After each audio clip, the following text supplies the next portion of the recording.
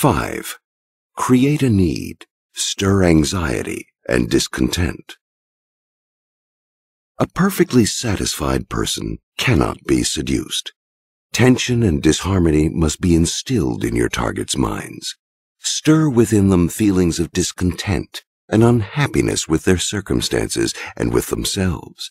Their life lacks adventure. They have strayed from the ideals of their youth.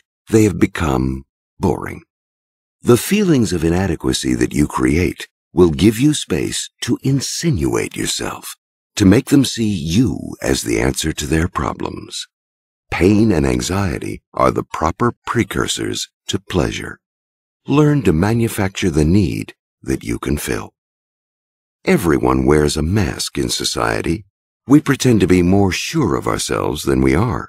We don't want other people to glimpse that doubting self within us.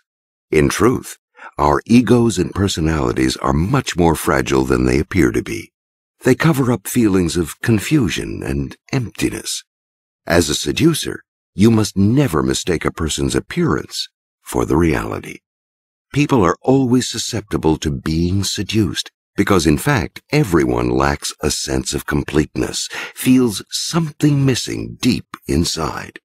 Bring their doubts and anxieties to the surface, and they can be led and lured to follow you.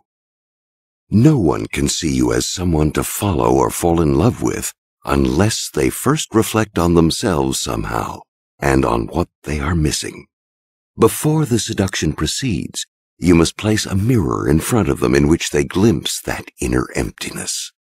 Made aware of a lack, they now can focus on you as the person who can fill that empty space. Remember, most of us are lazy.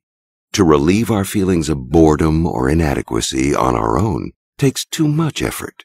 Letting someone else do the job is both easier and more exciting. The desire to have someone fill up our emptiness is the weakness on which all seducers prey. Make people anxious about the future, make them depressed, make them question their identity, make them sense the boredom that gnaws at their life. The ground is prepared. The seeds of seduction can be sown. Cleopatra got Julius Caesar to sleep with her the first night he met her, but the real seduction, the one that made him her slave, began later. In their ensuing conversations, she talked repeatedly of Alexander the Great, the hero from whom she supposedly descended. No one could compare to him. By implication, Caesar was made to feel inferior. Understanding that beneath his bravado, Caesar was insecure, Cleopatra awakened in him an anxiety, a hunger to prove his greatness. Once he felt this way, he was easily further seduced. Doubts about his masculinity was his tender spot. When Caesar was assassinated, Cleopatra turned her sights on Mark Antony, one of Caesar's successors in the leadership of Rome. Antony loved pleasure and spectacle, and his tastes were crude. She appeared to him first on her royal barge, then wined and dined and banqueted him. Everything was geared to suggest to him the superiority of the Egyptian way of life over the Roman, at least when it came to pleasure. The Romans were boring and unsophisticated by comparison. And once Antony was made to feel how much he was missing in spending his time with his dull soldiers and his matronly Roman wife, he could be made to see Cleopatra as the incarnation of all that was exciting. He became her slave. This is the lure of the exotic. In your role of seducer, try to position yourself as coming from outside, as a stranger of sorts. You represent change, difference, a breakup of routines. Make your victims feel that by comparison, their lives are boring and their friends less interesting than they had thought. There are many legends of Don Juan, but they often describe him seducing a village girl by making her feel her life is horribly provincial. He, meanwhile, wears glittering clothes and has a noble bearing. Strange and exotic, he's always from somewhere else. First, she feels the boredom of her life. Then she sees him as her salvation.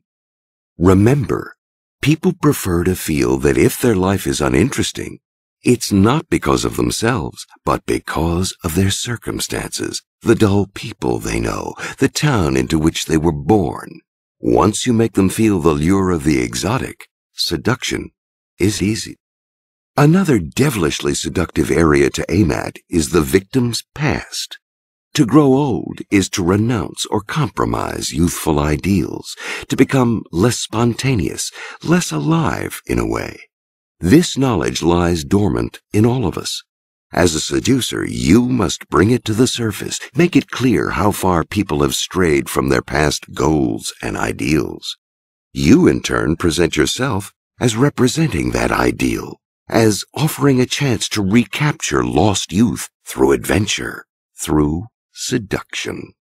Old age is constantly seduced by youth, but first, the young people must make it clear what the older ones are missing, how they have lost their ideals.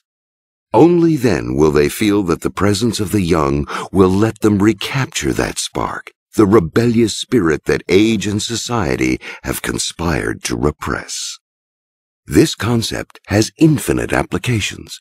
Corporations and politicians know that they cannot seduce their public into buying what they want them to buy or doing what they want them to do unless they first awaken a sense of need and discontent. Make the masses uncertain about their identity, and you can help define it for them. It is as true of groups or nations as it is of individuals. They can't be seduced without being made to feel some lack. A group, like an individual, can get mired in routine, losing track of its original goals. Too much prosperity saps it of strength. You can seduce an entire nation by aiming at its collective insecurity, that latent sense that not everything is what it seems. Stirring dissatisfaction with the present and reminding people about the glorious past can unsettle their sense of identity. Then you can be the one to redefine it. A grand seduction.